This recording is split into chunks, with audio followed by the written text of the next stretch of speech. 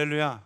우리 주님 주시는 말씀 같이 보도록 하겠습니다. 누가복음 23장입니다. 누가복음 23장 39절부터 43절까지 우리 같이 보도록 하겠습니다. 누가복음입니다. 누가복음 23장 39절부터 43절까지의 말씀을 우리 함께 보도록 하겠습니다.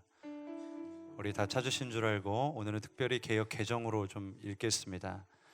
우리 같이 39절부터 한 목소리로 같이 읽도록 하겠습니다. 시작. 달린 행악자 중 하나는 비방하여 이르되 내가 그리스도가 아니냐 너와 우리를 구원하라 하되, 하나는 그 사람을 꾸짖어 이르되 내가 동일한 정죄를 받고서도 하나님을 두려워하지 아니하느냐. 우리는 우리가 행한 일에 상당한 보응을 받는 것이니 이에 당연하거니와 이 사람이 행한 것은 옳지 않은 것이 없느니라 하고 이르되 예수여 당신의 나라에 임하실 때에 나를 기억하소서 하니, 예수께서 이르시되 내가 진실로 내게 이르노니 오늘 내가 나와 함께 낙원에 있으리라 하시니라. 아멘. 할렐루야. 오늘 귀한 또 ICC에 또 귀한 스피커를 한번 보내주셨습니다. 저와 가장 오랜 친구고요. 남은 친구가 한 명밖에 없습니다. 지금 케냐에서 섬기고 있는 우리 김성준 선교사님 원체 잘 아시죠? 잠깐 이렇게 한국에 방문해 주신 차에 ICC 설교를 부탁드렸습니다. 광고를 받으셨겠지만 원래 오늘 위성주 전사님이 오시기로 하고 저랑 김성준 선교사님은 저쪽 수지 선한목자교회 가기로 되어 있었습니다만 우리 주님의 계획은 아무도 알 수 없습니다. 밤 12시 이전에 무슨 일이 일어날런지 알 수가 없어서 가만히 기다리다가 딱 보니까 우리 김성준 선교사님이 다시 설교를 하시게 되셨습니다. 우리 김성준 선교사님 나오실 때 우리 크게 할렐루야로 맞이해 주시기를 바랍니다. 우리 같이 할렐루야 할까요? 할렐루야.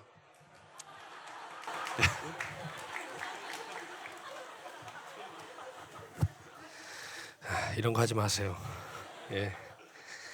반갑습니다. 오랜만에 뵙죠. 아프리카 사는데 왜 이렇게 자주 왔다 갔다 하느냐, 여러분 그런 생각하실 수 있겠는데 저도 올 줄 몰랐습니다. 지난주에 이제 저희 아이가 화요일 날 비행기 타고 왔어요. 어릴 때 불의의 사고로 이 고관절이 이렇게 빠졌는데 이게 제자리로 안 들어가고 여기 와서 이렇게 붙어 있어요. 그러니까 제대로 걸을 수가 없겠죠.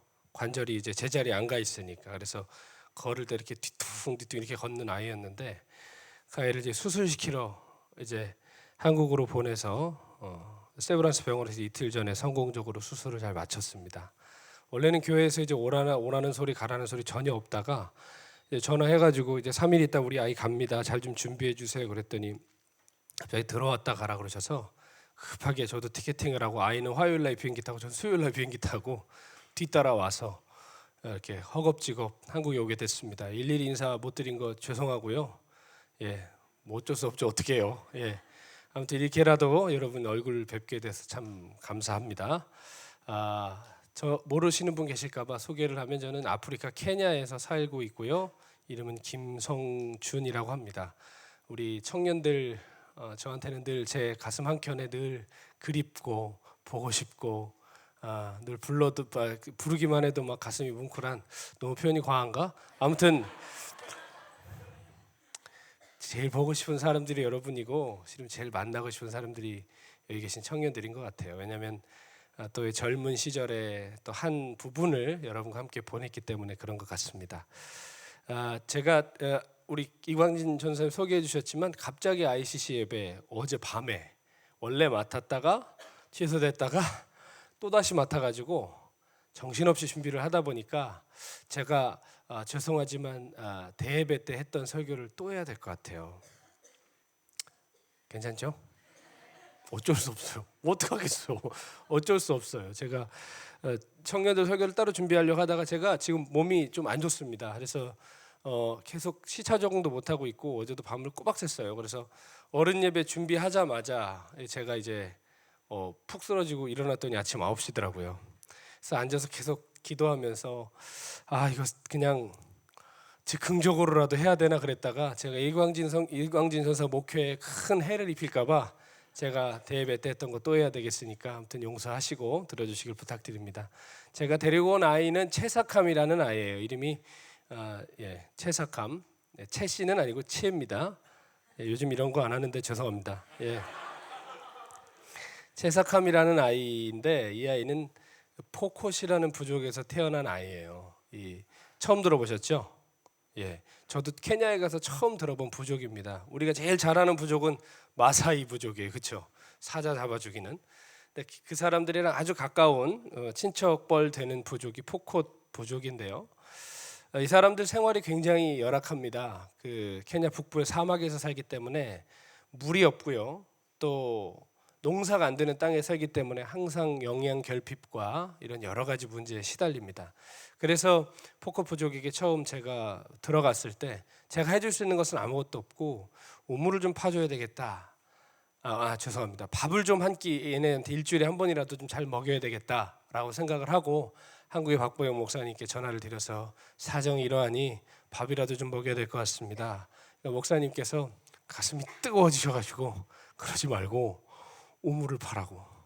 우물을 파고 교회를 세워서 그 교회를 통해서 사람들을 도우라고 얘기를 하셔서 갑자기 그 일이 엄청나게 커지게 됐습니다.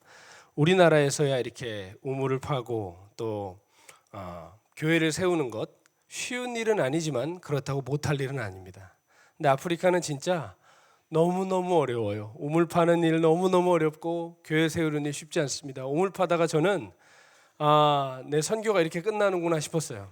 내가 이거를 끝내고 저 우물업자들을 내가 처치하고 나는 철수를 해야 되겠다 생각을 할 만큼 그 우물을 파는 5개월의 시간 동안 저의 밑바닥을 보고 선교가 무엇인지 여실히 절실히 깨달았습니다. 무슨 일이 있는지 뭐 지금 다 구구절절히 얘기할 수는 없지만 그렇게 하고 이제 교회를 세우려고 했더니 여러분 아시다시피 무조건 다 공짜로 무조건 다 해주면 그 사람이 배려질까요? 아니면 성숙해질까요? 배려져요. 아무 노력도 하지 않는데 만약에 진짜 뭔가 기본 자금이 필요하고 기본적인 도움이 필요해서 그거를 붙들고 일어설 수 있는 사람이라면 마땅히 도와줘야 되지만 계속 도와달라는 사람에게 정말 계속 도와주면 어떻게 될까요? 배려지는 거예요, 그 사람들. 교회를 우리가 세워줄 수 있지만 그 사람들 손 하나 까딱하지 않고 우리가 여기서 1,000만 원 몇 억씩 가지고 가가지고 화려하고 멋진 교회를 세워도 그것은 그 사람들의 교회가 아니에요, 실은. 한국교회가 세운 한국교회 같은 거라서 유리가 깨지든 시멘트가 파여지든 의자가 부서지든 무슨 일이 생기든 손 하나 까딱하지 않습니다. 그러니까 선교사가 해야 될 일은 교회를 세우는 것보다 성도들의 심령을 세워서 이들이 스스로 교회를 세워갈 수 있도록 해야 되는 것이 바르고 건강한 선교가 아니겠어요, 그렇죠? 그래서 이제 무조건 건물을 세워주기보다 먼저 예배를 드리자 해서 근처에 있는 초등학교 건물을 빌려서 예배를 드리기 시작했습니다. 작년 10월부터 예배를 드렸고 3주 만에 150명이 돌파가 되고 애들은 막 어마어마하게 몰려오고요. 혹시 주변에 계신 목사님들 중에 10,000명 앞에서 설교를 하시고 싶어 하시거나 그런 야망이 있으신 분들은 저한테 보내세요. 대신 그 빵을 한 10,000개만 준비해서 오라고 그러세요. 빵 준다 그러면 다 옵니다, 여러분. 그러니까 아프리카에서 사람 많이 모이는 걸로 이게 부흥을 했다, 사람들이 구원을 받았다라고 절대로 우리가 속아서는 안 되는 일이에요. 왜냐하면 복음과 함께 덕지덕지 붙은 때들이 아프리카 선교를 좀 많이 오염시키고 있는 것 같습니다. 어찌됐든 많은 사람들이라서 지금 막 교실이 꽉꽉 들어차고 어찌해야 될지 모르는 상황, 어찌할지 모를 정도로 사람들이 이제 많이 모이고 있는데요. 문제는 이제 끊임없이 사람이 늘면서 환자들도 같이 이제 몰려오고 있다는 것입니다. 처음엔 이제 작은 병들이었어요. 봤더니 머리가 아파요, 기침이 나요, 넘어졌는데 여기 염증이 생겼어요. 그런 것이기 때문에 이제 그 우리나라 빨간 약 이런 거 있잖아요. 빨간 약이나 마데카솔 이런 거 가져가서 대강 발라주면 대단한 의사 된 것처럼 막 나도 마음이 좋고 두통약 하나 딱 먹이면 막 바로 효과가 나타나고 속된 말로 약발 잘 받는다 그러잖아요. 약발 진짜 잘 받는 거예요. 그러니까 막 사람들이 이제 소문이 나기 시작하니까 막 오기 시작하는데 이제는 이제 무슨 소문이 났는지 중증 환자들이 막 몰려오기 시작하는 거예요. 에이즈에 걸린 사람, 결핵에 걸린 사람, 여러 종류의 중증 환자들이 몰려오는데 그건 솔직히 이게 두통약 하나로 되는 게 아니지 않습니까? 그러니까 어쩔 수 없어가지고 제가 이제 한 사람씩 병원으로 나르기 시작했어요. 병원에 날라서 이 사람들이 이제 병이 낫기 시작하는 거예요. 그러니까 소문이 주변에 퍼지면서 야 저기 가면 선교사가 살려준다. 그 소문이 나는 이제 다른 동네에서까지 막 환자들을 업고 오기 시작하고 막 이제 나중에 막 눈먼 사람 오고 막 이렇게 하는데 이제는 약이 아니라 이제 능력이 필요할 때가 온 거예요. 그래서 제가 하나님한테 이제 기도를 하기 시작했습니다. 하나님, 나에게 이제 능력을 주실 때가 된 것 같다고. 예수님도 사람들이 많이 모였는데 다 고쳐주셨지 않냐고. 비슷한 상황으로 만들어 놓으셨으면 비슷한 능력을 주셔야 되는 거 아니냐고. 예. 그러나 아직까지 응답을 하지 않으시고 환자만 계속 몰려오고 있는 상황인데요. 사람들을 돕다 보면 쉬울까요, 어려울까요? 어려워요. 뭐 돕는 사람이 뭐 계속 와서 뭐 주변에 병원이 세워진다거나 저 대신 누가 병원에 데려가 준다거나 이런 시스템이 생기고 인력이 보충되면 괜찮은데, 물론 지금 제 옆에 저를 돕는 청년이 하나 있지만 이제 다음 달에 다시 한국으로 이제 다시 돌아옵니다. 그러니까 거의 진짜 실은 혼자 하는 일들이거든요. 그러니까 이게 굉장히 괴롭고 힘들어지더라고요. 우리가 처음 뭔가 좋은 일을 해요. 노숙자를 돕는다든지 어려운 학생을 돕는다든지 처음 할 때는 가슴이 뜨거울까요, 안 뜨거울까요? 뜨겁죠. 여러분, 우리 아이 지금 수술해서 똥오줌 다 받아내는데 만약에 어떤 청년이 제가 하겠어요, 가슴이 뜨거워가지고 가가지고 대변 소변 다 받아낼 때 처음에 마음 뜨겁지. 막 예수님 막 닦아드리는 것 같고 눈물 흘리는데 하루하고 이틀하고 3일하고 일주일하고 2주일하면 나중에 어떻게 될까? 더럽게도 많이 싸네. 막 이런 생각하고 넌 뭘 먹니? 막 그런 생각이 들 수밖에 없는 게 사람이에요. 그렇지 않아요? 처음에는 누구나 할 수 있어요. 가슴이 뜨거워서. 이벤트성은 누구나 할 수 있어요. 선교도요, 단기 선교 가면 가슴 뜨겁지. 첫날에 태권도 사역하면 탁 해서 막 보여주고, 둘째 날에 얼굴에 그림 그려주고, 셋째 날에는 악기 가르쳐주고, 다 매일매일 보람 있는 스케줄을 짜놓고 날싸게 맞추고 돌아오면 그런 이벤트는 우리 마음을 뜨겁게 하지만 제가 선교사 딱 나가니까 그런 거 하나도 없어요. 누가 나보고 그런 거 해달라는 사람도 없고 불러주는 사람도 없고 하루 세끼 집에서 밥 꼬박꼬박 먹고 제가 스스로 이 일들을 개척해 나가야 되는 그 하루하루의 고된 일상이 야, 이게 진짜 선교구나라는 것을 처음에 나가서 많이 느끼게 됐습니다. 어찌됐든 사람들을 하나하나 병원 데리고 다니기 시작하는데 정말 쉽지가 않은 거예요. 그리고 이 사람들의 상황 자체가 아플 수밖에 없고 다칠 수밖에 없는 환경인데 수천 년 동안 이렇게 살아왔기 때문에 뭐 제가 설교 한번 한다고 뭐 제가 계몽 한번 한다고 이게 바뀌지가 않는 상황이라는 겁니다. 그러니까 마음이 점점점 더 어려워지기 시작하는 거예요. 그러다가 이제 이 채사캄이라는 아이를 만나게 됐어요. 이 아이가 이제 그 아빠 손에 이끌려 와가지고 저한테 왔는데 나중에 알고 보니 아빠가 아니라 또 이게 친척이었어요. 알 수가 없어. 대체 까도 새로 와요. 요번에 새롭게 안 것도 좀 많은데 얘를 데리고 왔는데 얘는 단순히 뭐 간단한 문제가 아니라 정형외과 수술을 받아야 되는 문제라서 발을 동동 구르고 있었습니다. 그러다가 이제 한국에서 수술을 받을 수 있다는 제가 소식을 들었고 그거를 어플라이를 했더니 감사하게 이 아이가 이제 수술을 받을 수 있는 기회를 얻어서 이제 한국에 왔고 이틀 전에 이제 성공적으로 수술을 마치게 되었습니다. 이 아이 이제 수술 시키려고 이제 준비하는 상황이 쉽지가 않았어요. 그게 올해 2월이었습니다. 2월달에 시작한 여정이 이제 올 한 해가 다 마무리되어서야 이제 수술을 드디어 받은 거고, 수술 받으면 끝이 아니라 여러분 평생 다른 데 가서 붙어있던 뼈가 이제 제자리에 왔는데 이게 저절로 재기능을 할까요?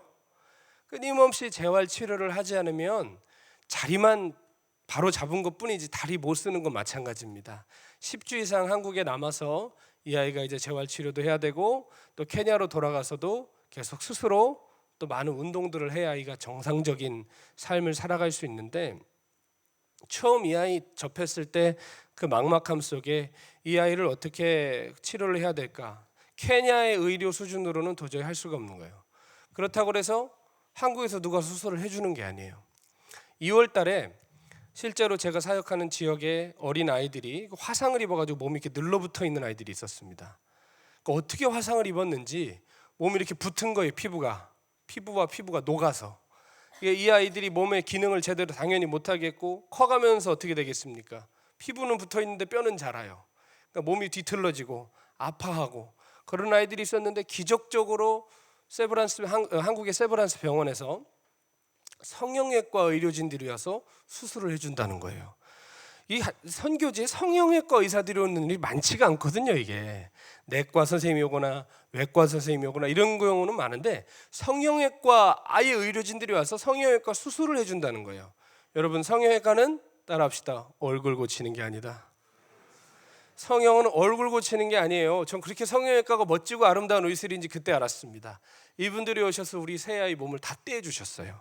붙은 거 다 떼주시고 정상적으로 손가락이 이렇게 붙어서 평생 살았어요. 애들이 이게 못 쓰는 거죠. 손가락 2개밖에 없고 이걸 다 떼어주시고 팔꿈치 붙은 애 이거 떼어주시고 여기 팔이랑 옆구리 붙은 애 이거 떼어주시고 그래서 아이들이 이제 잘 지내고 있습니다. 그런데 그때 우리 채삭함을 만났는데 얘는 성형외과로 될 일이 아닌 거예요. 뼈 문제이기 때문에.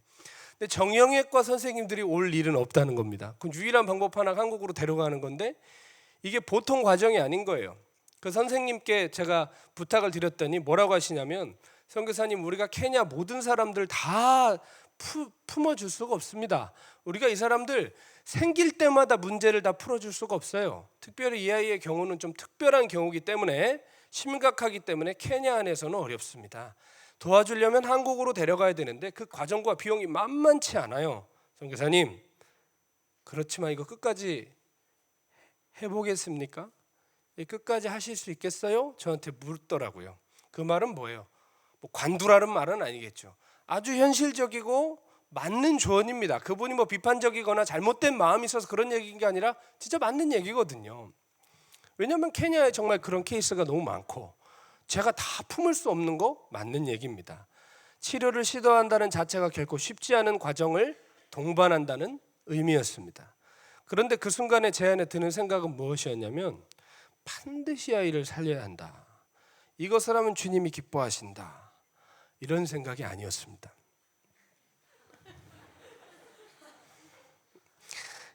제가 얘기했잖아요. 그런 일들을 계속 겪으면 마음이 자꾸 어려워지고 환자가 중증 환자가 오면 아이고 예수님 또 오셨네 이게 아니라 또 와서 이런 생각이 든다니까요. 진짜 해보면 그래요, 여러분. 제가 성자가 아닙니다. 하나님께서 그런 곤란한 환자들 보내실 때 제 머리가 빨리 굴러가요. 눈이 멀었어? 케냐에서 저건 안 돼.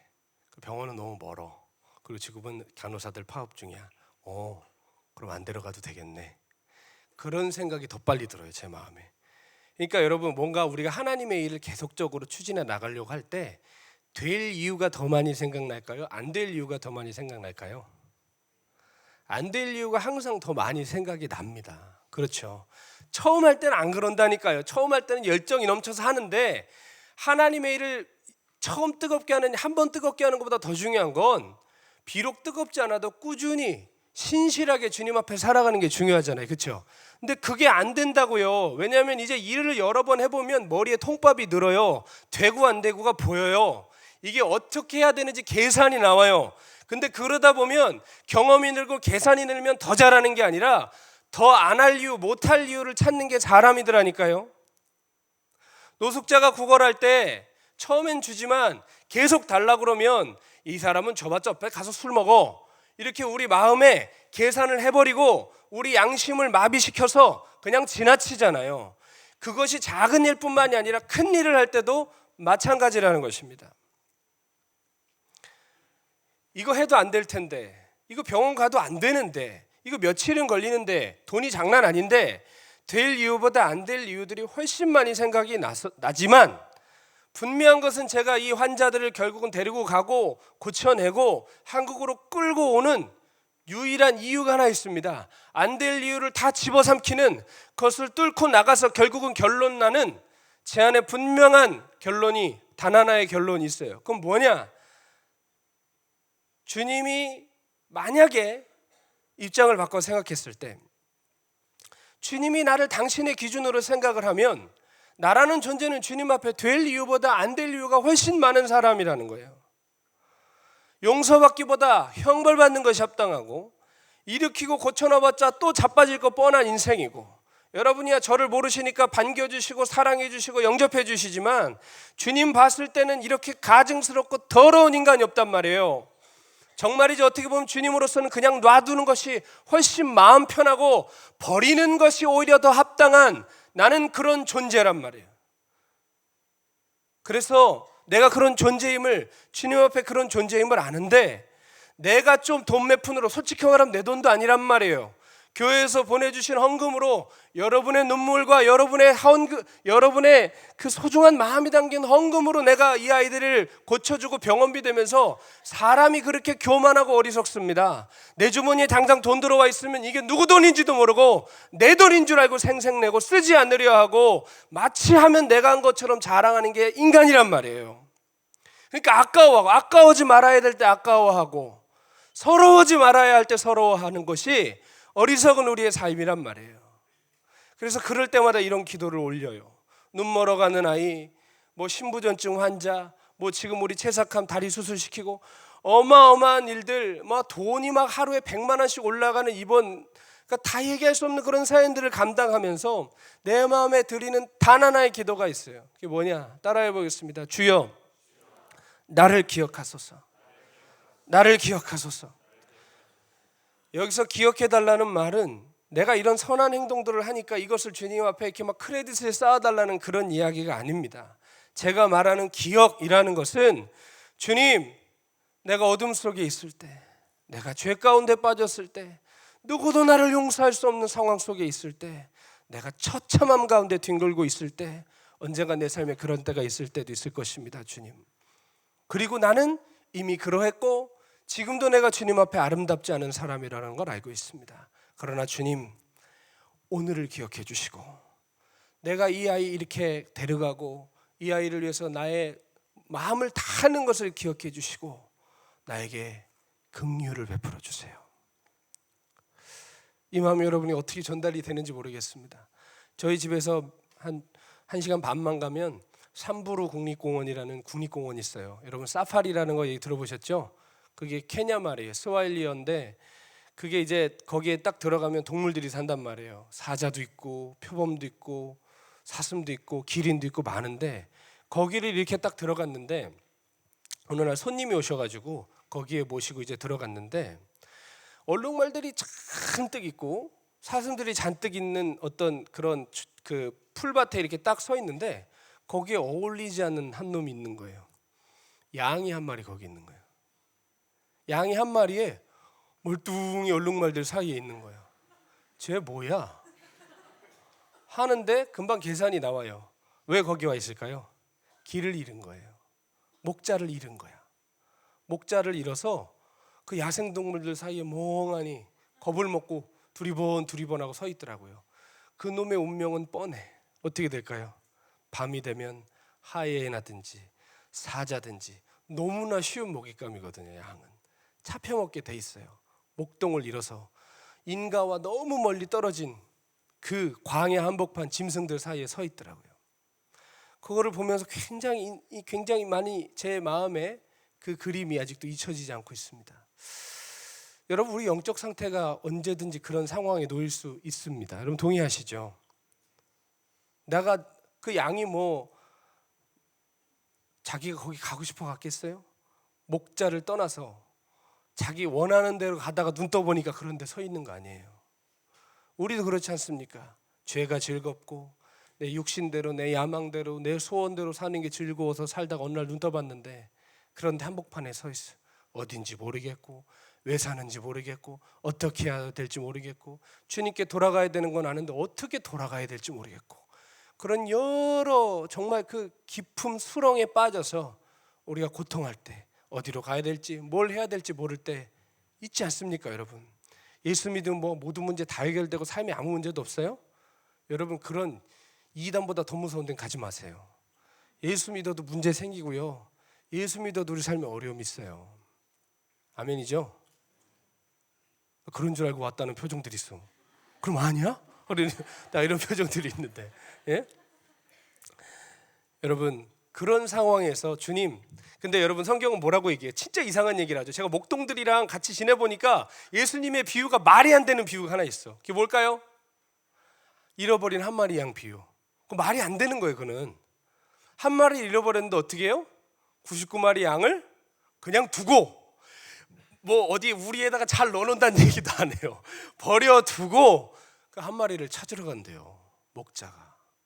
이거는 목동들의 유목민들의 생활 속에서 이해가 안 되는 부분이에요. 이해가 안 되는. 다윗이 막 아버지가 불렀는데 다윗만 안 왔잖아요. 근데 제가 알겠더라고. 유목민이랑 사니까 막내가 원래 양치러 나가는 거예요. 제일 집에서 제일 어린애가 양치러 나가는 거더라고요. 그리고 요셉이 형들 찾으러 갈 때 형들이 도단이라는데 멀리 가서 양치고 있었잖아요. 며칠 거리에. 왜 그러냐면 그때 건기였단 말이에요. 건기가 되면 집안에서 이제 장성한 사람들이 양떼나 낙탁대를 이끌고 물 있는 데로 멀리 가서 양을 쳐요. 그러니까 요셉한테 야, 너 가서 형들 자리나 좀 인사 좀 하고 와. 난 그런 것들이 다 이해가 되는 거예요. 이제 유목민들의 사회가. 근데 한 가지 이해 안 가는 게 뭐라고요? 그 국립공원 한가운데 멀뚱한 연록말 사이에서 그 좀 있으면 사자가 근처에 있는데 거기에 서 있는 양, 버려진 양인데 예수님은 어떻게 하신다고요? 그거 찾으러 오신다고요. 그걸 찾으러 오신다고. 사랑하는 여러분, 우리에게도 이런 긍휼이 필요합니다. 아멘. 주님의 이런 찾아오심이 필요한 그런 사람이 있으리라 믿습니다. 제가 어릴 때 어린이 찬송가에 길 잃은 어린 양 찾아라는 찬양이 있었어요. 어린이 찬송가가 있었어요. 주일학교 때. 길 잃은 어린 양 찾아 부르는 목자 그 음성, 그런 노래인데 며칠 전에 그 찬양을 저도 모르게 흥얼거리면서 눈물이 그렇게 나더라고요. 그 3절 가사가 어떠냐면 목자의 음성 듣고서 대답을 하면 살리라 널 구해주려 목자는 밤새워 찾아 헤맨다 험한 길 떠나서 생명의 길로 오너라 주님의 품으로 어서 나와 안기어라. 이 어린이 찬양인데 아주 막 제 심장을 진동케 하더라고요. 목자의 음성을 듣고서 대답을 하면 살리라. 여러분 지금 어느 위치에 있든지 어떻게 무너져 계시든지 오늘 목자의 음성을 들으시고 대답을 하면 살 수 있습니다. 저 여기 있습니다 주님, 저 여기 있습니다 주님 하면 우리 목자 되신 주님은 우리를 찾아오실 것입니다. 제가 주님께 드린 기도가 그거예요. 주님, 내가 여기 있습니다. 내가 홀로 이 땅 끝에 나 혼자 서 있습니다. 내가 뒤를 돌아봤을 때 내 삶이 아름답지 않았습니다. 험했던 시절들과 죄악의 기억들이 앞으로의 나의 삶을 희망스럽게 생각하지 못하게 만들고 있습니다. 그러나 주님, 오늘 내가 이 눈먼 환자 하나, 내가 이 에이즈 환자 하나, 내가 신부전증 하나 가능성이 없어 보이지만 내 모든 걸 다 하겠습니다. 주님, 나를 기억해 주세요. 나를 기억해 주시고 나를 찾아와 주세요. 저의 소원은 그거예요. 그 소원이 저로 하여금 그 정말 비효율적이고 남는 게 없어 보이고 왜 굳이 그래야만 하는 사람들의 비난과 제 안에 드는 모든 계산을 뛰어넘어서 그 발걸음을 행하게 하더라는 것입니다.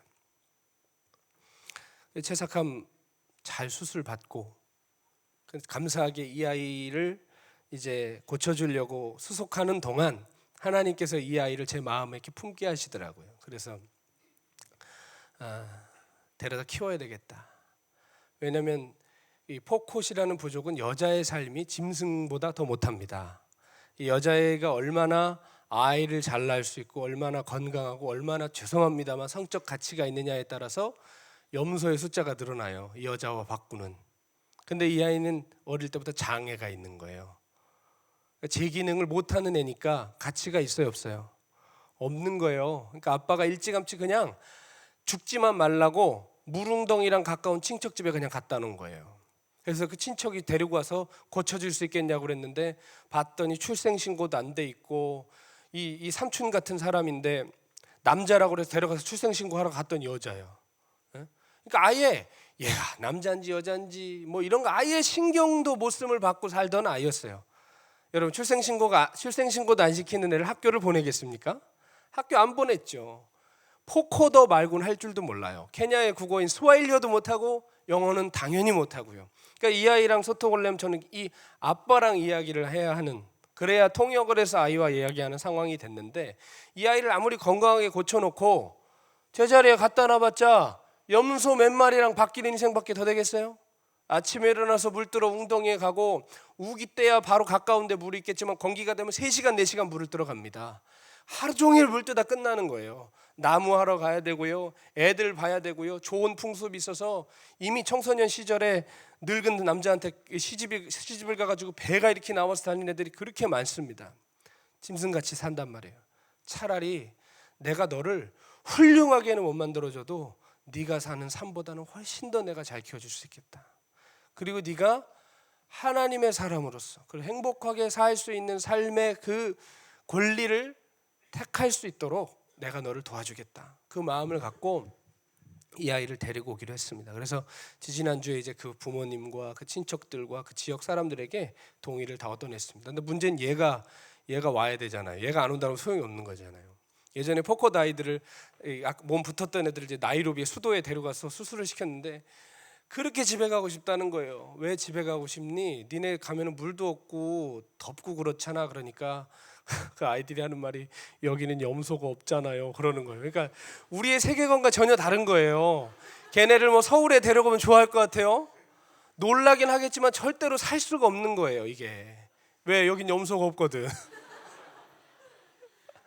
그러니까 얘가 거기서만 자라는데 이걸 어떻게 해야 되나? 얘가 싫다 그러면 어떡하지? 그런 고민을 했는데 감사하게 어제 아이들이 치킨을 먹고 싶다 그래가지고, 아프리카 애들이 제일 좋아하는 건 닭튀긴 거예요. 네. 한국의 치킨을 먹으면 얘는 귀화할 수도 있어. 네. 그래가지고 제가 치킨을 시켜가지고 이제 들고 가서 거기다 탁 놓는데 애들이 다 자고 있더라고요. 그런데 그 아빠를 깨운 다음에 뭐 애 괜찮냐 뭐 이런 거 체크하고 이렇게 했는데 저를 아빠가 조용히 부르더니 그런 얘기를 하더라고요. 채삭감이 부끄러워서 지금까지 말을 못했는데 어제 수술을 마치더니 그러더래요. 김 목사님이랑 살게 돼서 너무 기쁘다고. 나는 김 목사님 따라가서 살 거라고 그러더래요. 근데 그 얘기를 딱 듣는데 되게 감사하고 마음이 뭉클하더라고요. 제가 올 한 해 얘 때문에 정말 온갖 사연 속에 살았는데 다 보상받는 것 같고, 물론 여러분 솔직히 말하면 아이 딱 치료해주고 집에 보내면서 잘 살아라, 건강해 하고 저 집에 딱 하고 걔는 제 갈 길 가고 저는 저 갈 길 가면 그거 제일 깔끔한 겁니다. 그래 안 그래요?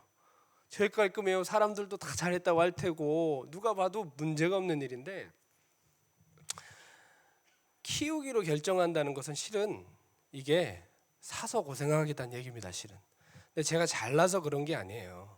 저는 소원이 하나가 있는데, 제가 아프리카 갈 때 하나님께서 제게 주신 약속의 말씀은 구하라 열방을 내게 주리니 밟는 것마다 다 네 거다, 이런 얘기. 다른 선교사한테는 다 그런 거 주시더만 저한테는 무슨 말씀 주셨냐면, 이로써 사랑이 우리 안에 온전케 되면 심판날의 담대함을 얻게 하려 함이니, 이 말씀을 주셨어요. 사랑이 우리 안에 온전해지면 뭐라고요? 심판날에 담대함을 얻는데요. 그럼 심판날에 주님이 우리에게 물으시는 건 너는 얼마나 큰 땅을 사서 얼마나 큰 건물을 지었고 얼마나 많은 사람을 교회에 들여보냈으며 몇백 명의 사람들에게 아동 후원을 결연을 맺어줘서 학비를 대줬으며, 이런 거를 주님 찾으시지 않고 뭘 찾으신다는 거예요? 주님의 마지막 계명이 뭐예요? 세상을 떠나시기 전날 제자들을 불러 모으시고 마지막으로 하신 명령이 뭐예요? 새 계명을 주노니 서로 사랑하라. 예수님도 율법학자가 와서 율법 중 가장 큰 계명이 무엇입니까? 하니까 첫째는 이것이니 너희 하나님을 내 힘과 뜻과 목숨을 다하여 사랑하는 것이요, 둘째는 이와 같으니 내 이웃을 내 몸과 같이 사랑하라 하신 것이니라. 이것이 온 율법과 선지자의 강령이니라 말씀하셨잖아요. 바울도 로마서에 뭐라고 얘기합니까? 너희가 서로 사랑하면 따라합시다. 율법을 완성한 것이다.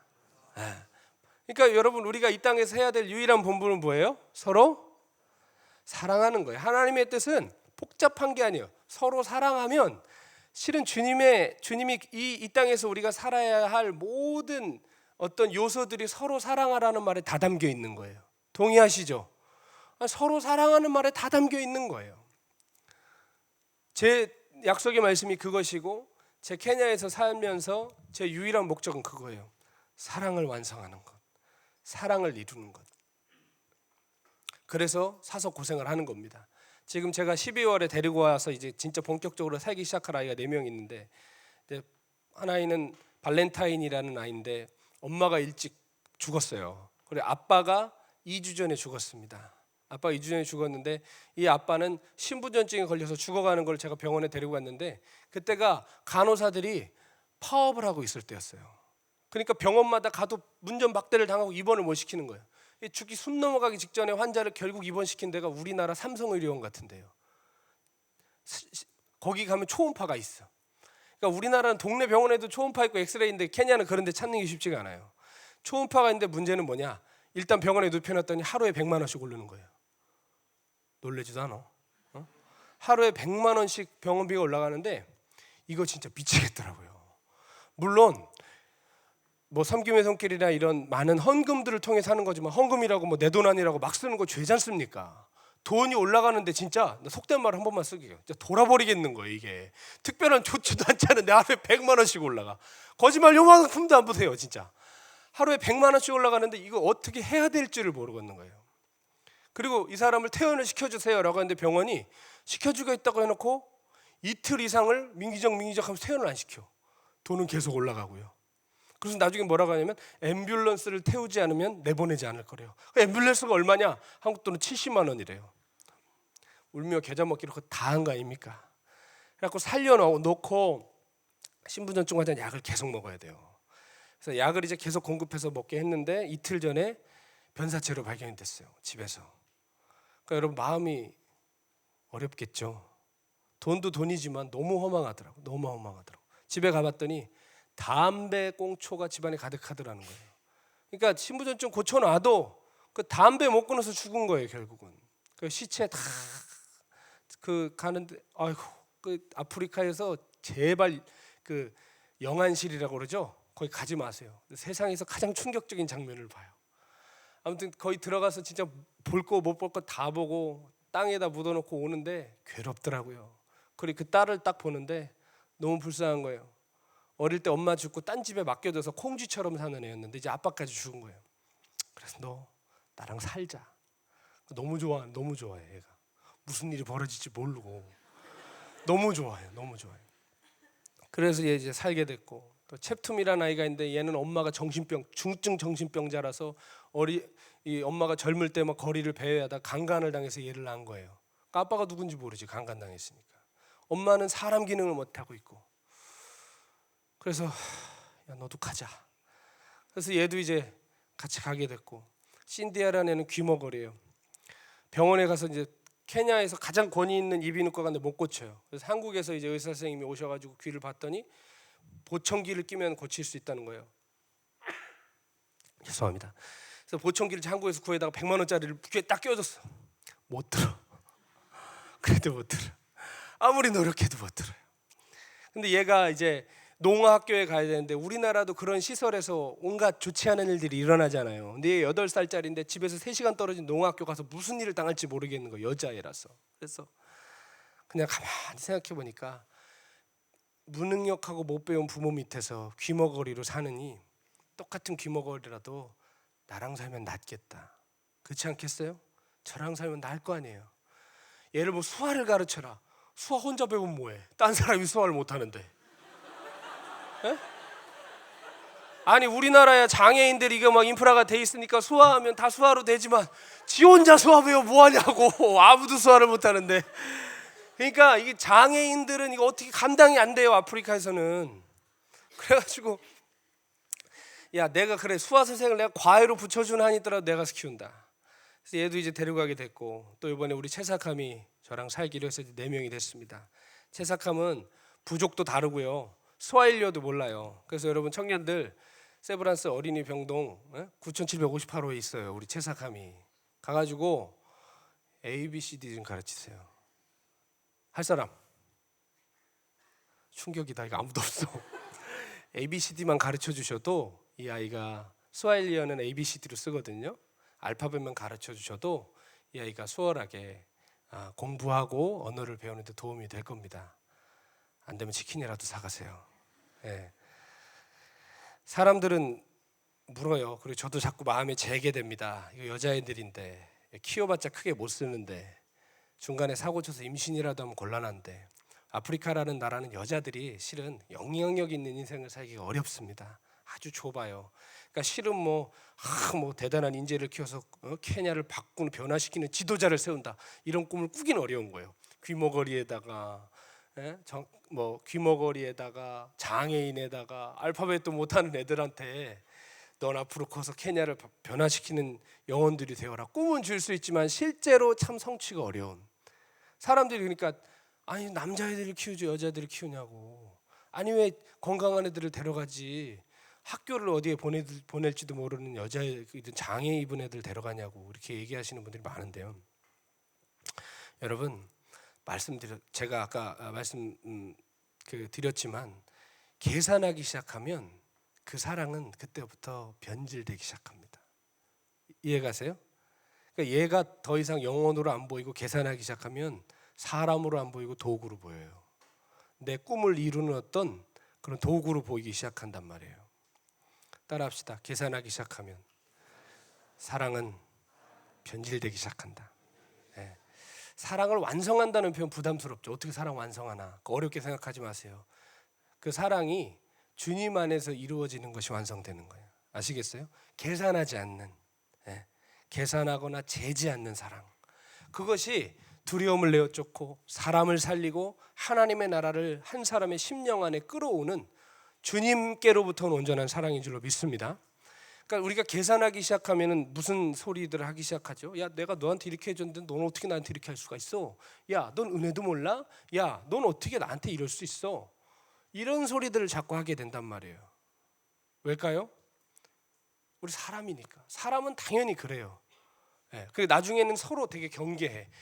보니까 청소년들만 해도 순수한데 청년들이 이제 대학 졸업하고 이제 세상을 조금씩 맛보기 시작하면 누가 호의를 베풀어줘도 그 호의를 못 받는 사람들이 있어요. 사랑하고 축복합니다. 막 교회에서 얘기하면 뭐야 왜 나를 사랑하고 축복해? 뭔데? 막 이렇게 한단 말이에요. 왜 그럴까요? 우리가 대가를 바라는 사랑만을 경험했기 때문에 그런 거예요. 세상은 그렇잖아요. 내가 너한테 이만큼 했으니 넌 이만큼 해야 돼. 내가 너한테 월급을 이만큼 주니 넌 나한테 노동력을 이만큼 제공해야 돼. 기브 앤 테이크식의 진짜 자본주의적인 체제 속에 우리가 쩌들어 살아가고 있단 말이에요. 그러니까 사랑도 우리가 육에 속한 세상에 속한 주님이 말씀하실 때 너희가 너희에게 잘해주는 사람들 사랑받을 만한 사람들에게만 하는 사랑이라면 그게 세리와 이방인들의 사랑과 뭐가 다르겠느냐. 쉽게 말해 그건 사랑이 아니라는 거예요. 이해가십니까? 주님 차원의 사랑, 온전한 사랑, 완성된 사랑, 그 사랑이 우리 안에서 나가지를 못한다는 거예요. 그러니까 그런 잘못된 사랑이 계속 반복이 되면 어떻게 될까요? 자꾸 받는다고 생각하고 손해본다고 생각하고 배신을 경험한다고 생각하면 다시 사랑하는 게 두려울까요? 쉬울까요? 내가 말이 어려웠나요? 자꾸 내가 해봤자 상처받아, 내가 해봤자 배신당해라고 생각하면 사랑하는 게 두려워지잖아요. 하나님 뜻에 순종하는 게 두려워지잖아요. 그렇죠? 그렇게 우리 삶이 점점 묶여가고 죄송한 얘기지만 나이가 먹어가고 어른 세대가 되어갈수록 미사적인 요구는 늘어가요. 입술에 신앙적인 고백들은 늘어가지만 마음은 꽉 닫히고 삶은 도저히 풀어낼 수 없는 그런 사랑할 수 없는 사람들이 돼가는 거예요. 아시겠습니까? 여러분 젊음의 때에 사랑하기 힘쓰고 주님의 그 온전한 사랑을 경험해서 우리 삶의 두려움이 다 떠나가고 여러분 사랑의 사람으로 주님께 심판날에 담대함을 얻는 주님의 청년들 되시기를 축복합니다. 우리가 내가 해준 대로 누군가 해주기를 바란다면 우리의 사랑은 거기까지인 거예요. 제가 채석함 이 아이 여권 수속하면서 여권을 내주질 않는 거예요. 케냐 정부에서 저를 납치범으로 보고. 내가 어디를 납치범처럼 생겼어 내가? 얘를 데려가서 뭘 할 거냐, 너 팔아넘기려고 하는 거 아니냐, 온갖 수모를 다 겪었어요 내가 사람들 앞에서. 그렇지만 포기할 수 없는 건데 내가 진짜 포기하고 싶은 건 다른 순간이 아니라 그렇게 허탈하게 이민국에서 나와서 그날도 허탕을 치고 이제 헤어져야 되는데 부모를 데리고 오지 않으면 여권 수속 자체가 안 돼서 항상 아빠랑 같이 와야 되는데 이 왼수 같은 인간이 왜 돈을 안 주냐고 계속 나한테 따지는 거예요. 쉽게 말해 내가 여기까지 와줬는데 돈을 안 주냐 이거예요. 왜 우리가 그 고생을 하고 있는데 지 딸 고쳐내려고 지 딸 한국 데려가려고 하는데 아빠는 계속 뭐라고 한다고요? 돈 달라고 한다고 저한테. 그때 진짜 무너지거든. 야 내가 이거 지금 왜 하는 줄 알아? 이런 얘기 하기 시작하면 솔직히 뭐 싸우자는 얘기죠. 그러니까 내가 마음만 너무 상해가지고 그냥 돈 줘서 야 가 이게 보내는데 왼수 같더라고요 진짜. 인간 같지가 않고 야 그만두자 이제. 아니 왜냐면 최선을 다했으니까 해도 안 되고 이 아빠는 이 짓을 하는데 그만두자 싶은데 아빠 옆에서 이렇게 꾸부정하게 서 있는 채석함을 보면 또 그렇게를 못 하겠는 거예요. 내가 더 할 수 있는데 내가 어떻게라도 할 수 있는데 그래가지고 이 아이를 데려오게 됐는데 그렇게 사랑에 배신당할 때 내가 이렇게 호의를 베풀었는데 돈을 달라고 한다든지 헛소리하면 사랑에 배신당하는 생각이 들어요. 상처를 받아요. 그럼 우리가 마음을 닫고 내가 이 짓 다시는 하나 봐라. 그러면서 그냥 나이스하게 가 하지만 다시는 그 사랑의 길에 내 발을 내딛지 않게 될 수 있는 거예요. 그러나 여러분 사랑은 원래 주님이 말씀하신 주님 차원의 그 온전한 사랑은 고린도전서 13장에 나와 있듯이 사람은 원래 오래 참아야 하는 거예요. 사랑은 원래 자기 유익을 구하지 않아야 하는 거예요. 우리가 고린도전서 13장에 그 사랑이 무엇인가 그 사랑의 속성을 제쳐두고 내 식대로 사랑하려고 하면 반드시 변질되게 돼 있습니다. 계산하지 않기로 무던히 결단하고 나의 유익을 구하지 않기로 날마다 마음을 먹어야만 주님이 말씀하신 온전한 사랑을 할 수 있게 되는 거예요. 성경은 선언합니다. 많은 것을 이루고 모든 것을 이뤄도 사랑이 없으면 따라합시다. 무효다. 아무것도 아니다. 아무것도 아니래요. 아무 소용이 없대요. 사랑한다는 것은 곧 상처받는다는 것과 동일한 의미예요. 사랑한다는 것은 수고하고 희생하겠다는 의미예요. 가슴 뜨거워서 하는 건 실은 사랑이라고 말하기는 좀 부끄러운 차원인 것이죠. 지치고 어렵고 포기하고 싶은 것이 많은 것입니다. 그러나 사랑하기 위해 몸부림치다가 우리 영혼에 나는 그 상처와 배신의 흔적들 이런 것들이 결국은 하나님께 기억되는 하나님 나라에서 아름답게 빛나는 면류관이 되는 줄로 믿습니다. 아멘. 그리고 여러분 주님 팔복에 늘 말씀하시죠. 긍휼히 여기는 자는 복이 있나니 저희가 긍휼히 여김을 받을 것이다.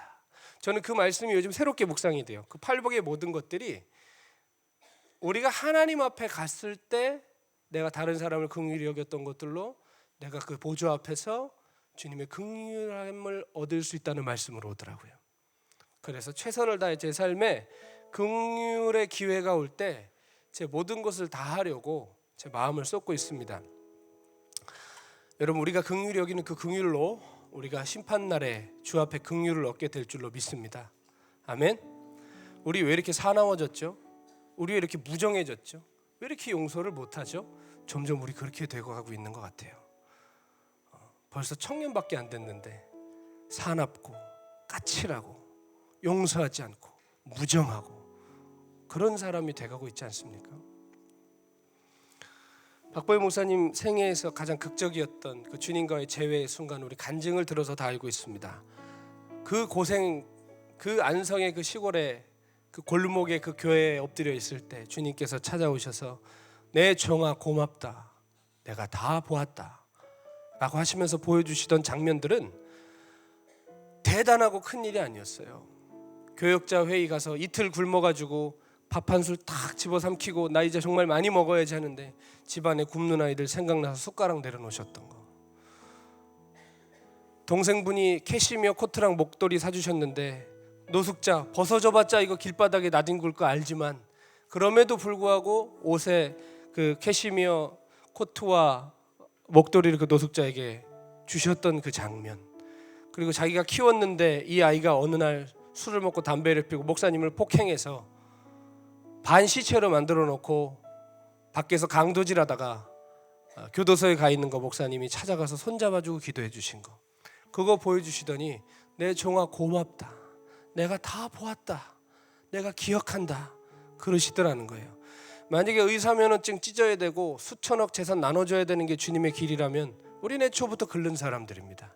그러나 여러분, 우리 남을 위해 숟가락 정도 내려놓을 수 있잖아요. 남을 위해서 원래 안 입던 옷 그날 좀 입었는데 뭐 내 몸에 익은 옷도 아닌데 그거 벗어줄 수 있잖아요. 좀 어려울 수 있지만 나에게 원수짓 한 사람 평생 데리고 살라고 한 것도 아니고 가서 손 한번 잡아주고 괜찮아, 그 한마디 우리 죽기보다 어려운 건 아니잖아요. 그런데 어느새 우리가 세상의 물을 먹고 세상의 가치관에 물들어가면서부터 숟가락 놓는 게 그렇게 힘들어지고 내 몸뚱아리 신체 떼어주라는 것도 아니고 내 장갑 하나 벗어주는 것도 힘들어진 사람들이 돼버리고 남의 손 잡아주는 것은커녕 눈 한번 마주치는 것도 그렇게 힘든 그런 사람들, 무정하고 비정한 사람들 돼가고 있지 않습니까? 사랑을 완성하기 위해서는 희생하고 포기하고 자기를 부인해야만 했던 그런 순간들이 누구나 다 있을 겁니다. 그러나 기억하세요. 주님이 그것을 기억하십니다. 아멘. 주님이 다 기억하세요. 다 하신단 말이에요. 지난번에 왔을 때 박보영 목사님이 간증을 많이 하셔서 제가 하고 가지 않았지만 눈먼 아이, 가시에 찔려서 눈이 멀어가는 아이, 이 아이 그냥 두면 죽어요. 그리고 눈이 이제 염증이 생기 썩어가기 시작하면 이걸 제때 적출해내지 않으면 이 아이는 죽는 거예요. 그래가지고 제가 이 아이 태워가지고 다음날 바로 새벽부터 7시간을 달려서 산 넘고 물 건너 들판 가로질러서 병원 데려다주고 그 다음날 그 산길을 혼자 올라올 때 너무너무 피곤하더라고요. 길이 좋지 않고 위험해요. 그 낭떠러지 길을 막 이렇게 뒷길로 올라오는데 사람들이, 제가 동양인이 거기는 흔치 않으니까 시골이니까 차이나 차이나 하면서 와요. 내가 어딜 봐서 차이나야? 차이나 차이나 하면서 와가지고 막 놀려요. 어떤 애들 막 칭총 칭총 하면서 막 중국말 흉내내고 막. 그럼 그것들이 막 제가 이제 제정신일 때는 막 장난도 하고 받아주고 놀러 와 임마 한 다음에 내가 어딜 봐서 중국 사람이야 임마 하면서 막 놀리고 막 장난치고 하는데 너무 피곤하니까 그냥 운전하면서 가면서 너무 지겹다, 피곤하다, 빨리 갔으면 좋겠다, 그런 생각으로 가고 있는데 인적이 드문 산길을 막 급하게 이제 해지기 전에 올라가야 되니까 막 올라가고 있는데 갑자기 어떤 아이가 저쪽에서 막 달려와. 그래서 쟤도 나한테 차이나 하겠지 생각을 했어요. 왜냐면 다 그러니까 차이나 하겠지 하는데 우리 집이랑 정말 멀리 떨어져 있는 그 동네, 날 아무도 알지 못하는데 제 영어 이름이 사이먼이에요. 왜 사이먼이냐? 베드로라고 하기엔 내가 부끄럽더라고요. 사이먼은 갈대라는 이름이잖아요. 시몬 아시죠? 갈대라는 이름인데 베드로가 항상 뭔가 실수를 하거나 얘가 뭔가 흥분해서 막 좀 주제넘은 짓을 하거나 할 때, 그리고 죄를 질 때 주님이 항상 본명을 부르세요. 딴 때는 베드로야, 게바야 이렇게 하시는데 엄한 짓 할 때 시몬아. 근데 그게 웃자고 하는 얘기가 아니라 저를 부르시는 것 같더라고요. 막 내가 잘난 줄 알고 까불고 다니고 막 이럴 때 시몬아 이렇게 부르시는 것 같은 거예요. 베드로가 3번 부인하고 주님 앞에 갈릴리 호숫가로 도망쳤다가 거기까지 찾아오신 주님 앞에 갔을 때 주님이 뭐라고 부르세요? 베드로야 네가 나를 사랑하느냐 그러세요? 아니면 시몬아 네가 나를 사랑하느냐 그러세요? 시몬아 네가 나를 사랑하느냐 그러시잖아요. 근데 그게 나를 부르시는 것 같은 거예요. 시몬아 시몬아. 그래서 촌스럽지만 사이몬이라고 이름을 정했는데 어린아이가 막 뛰어오더니 갑자기 사이몬 그러더라고요. 얘가 나를 할 수가 없거든. 나를 할 수가 없는 동네예요. 거기는 사이몬 하는데 제가 막 빨리 가고 있었다고 그랬잖아요. 막 가고 있다가 깜짝 놀라가지고 차를 끽 세우고 뒤를 딱 돌아봤는데 얘가 없어. 분명히 와서 나한테 사이몬 했는데 없는데, 근데 그런 게 있잖아요. 에이 잘못 들었나 보다. 그게 아니라 제 마음속에, 제 심령 깊은 곳에 주님이신가? 주님이 내 이름 불러주셨나? 그 생각이 드는 거예요. 그냥 내가 너를 사랑해 이런 얘기도 아니고 사이먼 한마디 한 건데 내 마음속에 갑자기 거룩한 그 두려움이 몰려오더라고요. 막 경외하는 마음이 막 몰려오면서 주님이신가? 주님이신가? 하면서 덜덜덜덜덜 떨리더라고요. 그러면서 제가 집에까지 갔고 며칠 동안 그만 하나님을 경외하는 마음이 사라지질 않는 거예요. 그리고 그때 어렴풋이 깨달았어요. 주님이 다 보셨구나. 주님이 다 알고 계시네. 솔직히 여러 말씀 안 하셔도 사이먼 그 한마디에 다 담겨 있는 거 아니에요? 다 담겨 있잖아. 내가 다 봤다. 내가 알고 있다. 한 영혼을 향한 수고를 알고 있다. 여러분, 한 영혼을 돌본다는 건 쉬운 일이 아니에요. 우리는 천하를 얻기는 쉬워도 한 영혼 얻기는 어렵습니다. 왜냐하면 특별히 버려지고 가난한 자들은 이 사람들 도우려면 미안한데 돈 아깝거든요. 그리고 이거 효율적이지 않아 보이거든요. 이거 낭비하는 것 같거든. 그러나 주님은 뭐라 그러세요? 여기는 지극히 작은 자 하나에게 한 것이 곧 나에게 한 것이다. 내가 다 봤다. 내가 안다. 내가 기억한다. 여러분, 우리 힘들 때마다 십자가상의 강도가 했던 그 기도를 저와 함께 좀 드려보셨으면 좋겠습니다. 주여, 나를 기억하소서. 주님, 나를 기억해 주세요. 나를 잊지 말아 주세요. 그 기도를 드리면 주님의 그 사랑이 우리 안에 부어지고, 늘 기쁘진 않겠지만 우리가 그 걸음을 걷게 되리라. 그곳에 그 십자가의 길에 우리의 발을 디딜 수 있게 되리라 믿습니다. 아멘. 사랑하기 어려우실 때 내 죄를 한번 이렇게 꺼내서 보세요. 죄책감 가지라는 게 아니라 내 죄의 깊이를 아는 만큼 하나님이 나를 용서하시고 사랑하신 그 사랑의 크기와 깊이를 알아요. 내가 어떤 놈인 줄 알 때. 이해가세요? 가끔 열받게 하는 사람들이 있어요. 나도 사람이니까. 야, 저게 사람이야? 근데 내 죄를 딱 보면 나도 사람이 아니야 하면서 그냥 품어지더라고요. 용서가 되더라고. 근데 진짜 우리가 어리석죠. 내 죄는 생각 안 하고 남의 죄만 보여. 예? 이번 올해가 종교개혁 500주년 기념이라고 개혁들을 외치고 난리 법석을 떠는데, 정작 누가 나보고 개혁하라고 그러면 광분하는 게 우리 아닙니까? 누가 내 칫솔 위치만 바꿔놔도 이거 따라서 이러는 게 우리 아니에요. 내 거 하나 좀만 바꾸는 것도 두려워하면서 우리는 개혁을 외친단 말이에요. 여러분, 나만 똑바로 쳐다보고만 살아도 우리 죄 안 짓습니다. 사람들에 대한 죄는 안 져요. 이해가십니까?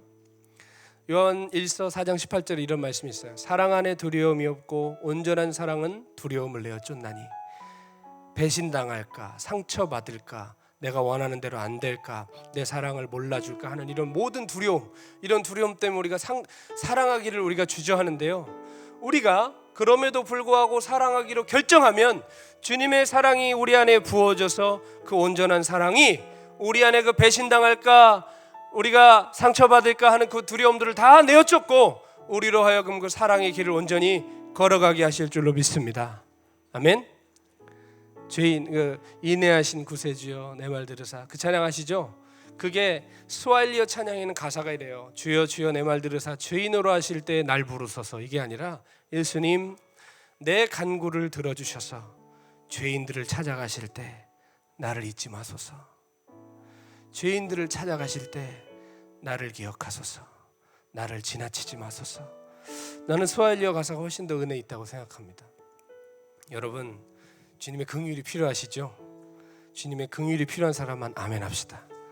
그럼 여러분 오늘 주님께 긍휼을 구하시고요.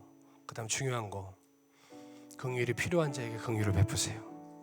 그럼 주님 여러분이 그 긍휼을 보이실 것입니다. 아멘. 주님이 기억하시는 삶을 살면 얼마나 좋을까. 솔직히 내가 여러분에게 드리고 싶었던 오늘 설교의 제목은, 설교는 다른 부분이었어요. 근데 연결되는 거라고 생각합니다. 여러분, 우리의 삶의 목적은 주님 안에 거하고 주님을 더욱 사랑하고 주님으로만 설명되는 삶이 되는 것이라고 나는 믿습니다. 아멘. 청년의 시절에 직장도 잘 안 구해지고 공부는 했는데 전공은 하나도 못 살리겠고 추석 때 명절에 집에 가기도 좀 두렵고 여러 가지 우리 정말 이 정체성의 방황이 오는 시기 아닙니까? 여러분, 저는요 박보영 목사님이 케냐에 오실 때마다 제 팔다리를 끊어가세요. 지난번에는 오셔가지고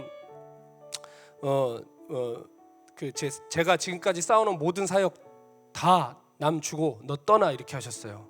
여러분, 쉽지 않은 일입니다. 그거 여러분 쉬워 보여요? 진짜 쉽지 않은 일이에요. 이게 내가 타양살이 하면서 혼자 맨 땅에 헤딩가 가면서 내가 진짜 그 사막 한복판에 별짓을 다 해놓은 세워놓은 건데 다 주고 떠나 이러시더라고요. 나 떠났어요. 떠났는데 이번에는 오시더니 너는 이제 앞으로 기도 편지 쓰지 마. 사람들한테 너 뭐 하고 다닌다고 그런 거 알려주지도 마. 앞으로 기도 편지 못 받으면 그런 줄 알아요. 그러더니 뭐라 하시냐면 너 차 선병준 선교사랑 바꿔. 손병규 선교사님이 차를 샀는데 이게 좀 잘못 샀어요. 그래가지고 막 맨날 시동 꺼지고 완전 깡통차거든요. 네, 내 차는 시동이 안 꺼지거든. 주고 나 지금 그거 지금 시동 지금까지 6번 꺼먹었어요. 내가 길에서 서가지고 그때 봤지? 와가지고 막 물 뿌리고 별짓을 하고 막 한 잠을 있어야 이게 또 시동이 가요. 에어컨도 안 나와. 이거 막 이렇게 돌려야 돼요. 창문도 이렇게 돌려서 열어야 되고 에어컨도 안 나오는 차고 그런 차인데 올 때마다 아무튼 내 농담으로 목사님 내 팔다리 다 잘라가시네 이렇게 그냥 얘기하는데 나는 알아요 왜 그러시는지. 제가 여느 선교사가 되는 걸 원치 않으시는 거예요. 뭔 얘기인지 아세요? 뻔한 길 가는 거 원치 않으시는 거고 제가 때묻지 않기를 바라신 아버지의 마음이시라는 거 알아요. 갑자기 3주 전에는 저보고 수도에 있는 한인교회 청소년들을 매주 가서 설교를 하라는 거예요. 우리 집에 3시간 반 걸려요 거기 가는데. 매주 3시간 반을 가요 저는. 그래서 설교를 해요. 나한테 남는 거 아무것도 없어요. 실은 제 사역주에도 주일날 제가 가야 되는데 그래요 안 그래요? 근데 거기를 못 가고 저는 진짜 남들 볼 때 바보짓 하는 걸 수도 있어요. 그러나 저는 이제 그 연습이 된 것 같아요. 제가 원래 우리 ICC 전에 그 젊은이 교회라는 교회가 있었습니다. 제가 거기 담당을 했었는데 우리 때는 진짜 영화예상이라는 학교 강당 빌려가지고 나갔거든요. 그러니까 숟가락 하나도 우리가 다 샀어요. 지금 여러분 필그림교회 숟가락으로 밥 잡수시고 계신 게 얼마나 감사한지 나중에 개척해보고 나가면 알걸. 숟가락 하나도 우리가 다 샀어 진짜로. 숟가락 젓가락 하나 다 사고 추운데 막 호호 막 불리면서 계단에 얼음 깨면서 그렇게 예배드렸다고.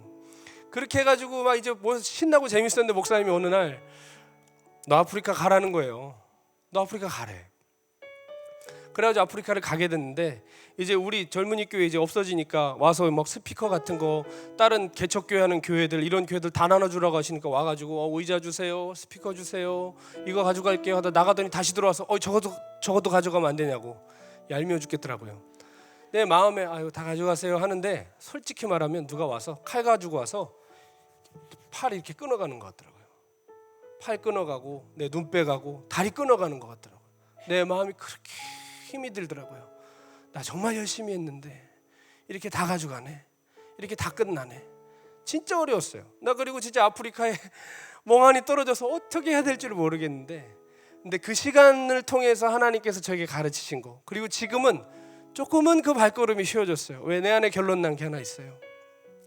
내가 요즘 주님께 마음 어려울 때마다 늘 드리는 고백이 있어요. 뭐냐? 따라봅시다. 주님, 나는 주님의 것입니다. 주님의 뜻대로 하세요. 네. 내가 앞으로 10년을 하든 20년을 해서 무슨 사역이 되든 뭐가 건물이 남든 사람이 남든 아무것도 중요하지 않아요. 주님, 나는 주님의 것이니 주님의 뜻대로 하세요. 그것이 요즘 저의 기도입니다. 사랑하는 청년 여러분, 이 자본주의 사회 속에서 잘 살기를 원하고 잘 살지 못해도 남들보다는 조금 나았으면 좋겠는, 무시는 안 당했으면 좋겠는 그런 가치관 속에 속아 살지 마시고 좀 못 살아도 바르게 삽시다. 좀 부족해도 바르게 갑시다.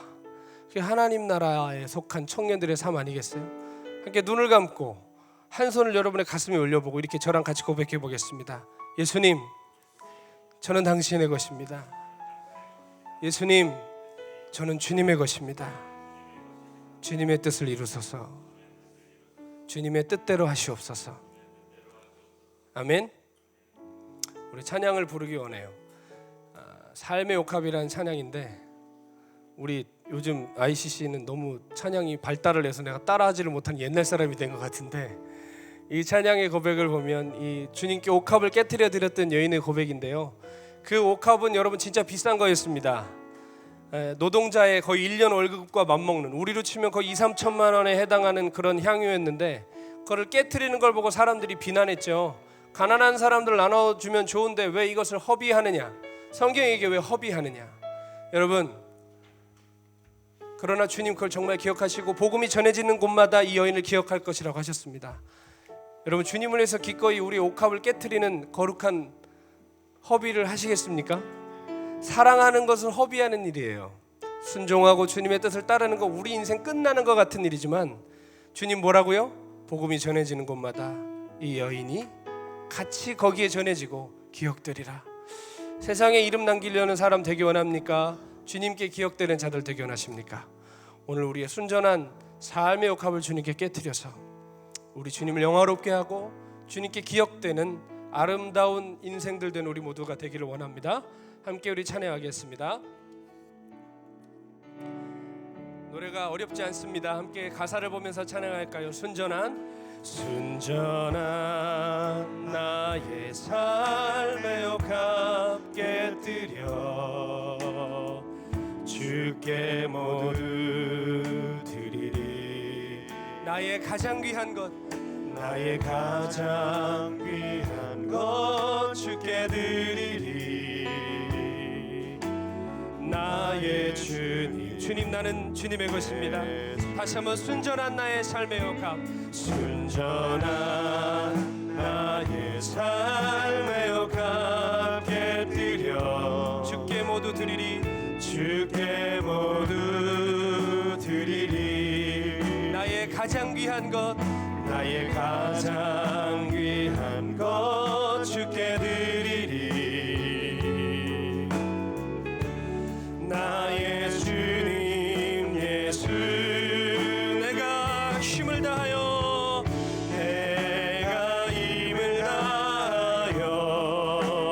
주님의 그날을 예비하기 원합니다. 주의 날을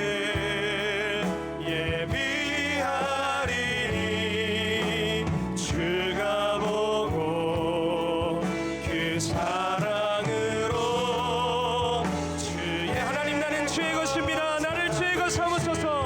두 손 들고 이것이 나의 기도 나의 소망, 이것이 나의 기도 나의 소망, 나의 모든 것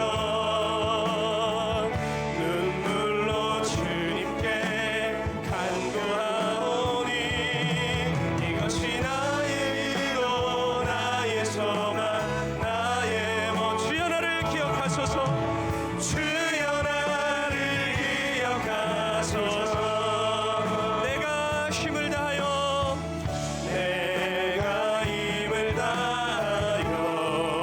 주의 날을 예비하리니 주의 날을 예비하리니 주가 보고 그 사랑으로 주의 것. 주님 우리의 삶의 유일한 소망입니다. 이것이 나의 기도 나의 소망, 이것이 나의 기도 나의 소망, 나의 모든 것 눈물로 주님께 간구하오니 이것이 나의 기도 나의 소망, 나의 모든 것 선포합시다. 주여 나를 기억하소서. 이것이 나의 기도 나의 소망, 이것이 나의 기도 나의 소망, 나의 모든 것 눈물로 주님께 간구하오니 이것이 나의 기도 나의 소망, 나의 모든 것 주여 나를 우리 마지막으로 이것이 나의 기도 나의 소망, 나의 모든 것 이것이 나의 기도 나의 소망, 나의 모든 것 눈물로 주님께 간구하오니 이것이 나의 기도. 하나님 나는 주님의 것입니다. 주여 나를 기억하여 주옵소서. 주여 나를 기억하소서. 주여 나를 기억하소서.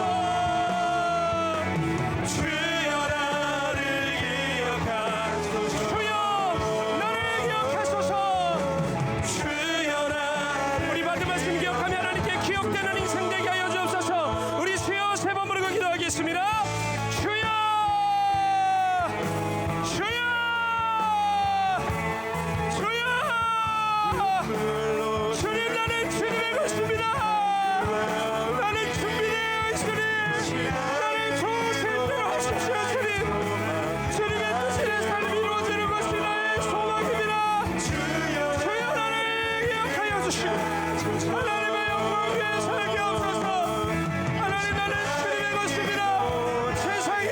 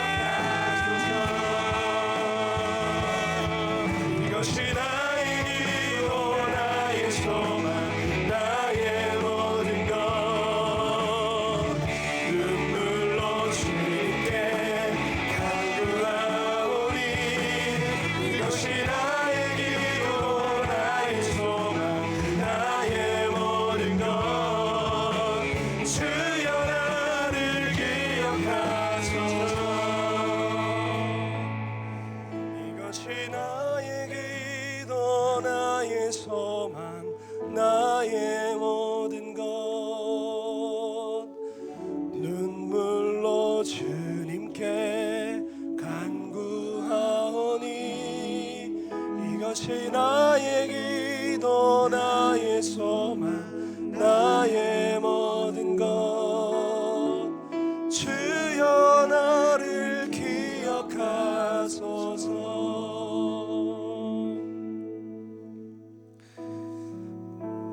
주님, 우리의 삶을 다 깨뜨려 주님께 드리고 주님께 기억받는 인생들 되기를 원합니다. 썩을 세상에 이름 석자 남기고 남들에게 인정받고 내 이름으로 세워진 건물들과 많은 영광들이 아니라 주님 심장에 우리 이름 새겨지기 원합니다. 주님 기억하시는, 주님 보실 때 가슴 뭉클하시는 우리의 손과 발 되기 원합니다. 두려워서 사랑하기를 주저하는 인생들에게 넘치는 그 은혜 부어주셔서 다시 그 길 걷게 하시고 그 온전한 사랑을 완성하여서 심판날에 담대함을 얻게 하여 주옵소서. 주님, 우리가 주님의 것이니 주님, 우리를 주님의 뜻대로 하시옵소서. 무엇이 되지 않아도, 무엇을 하지 않아도 좋습니다. 어디에 세우셔도, 무엇으로 부르셔도 괜찮습니다. 주님 뜻대로 하시옵소서.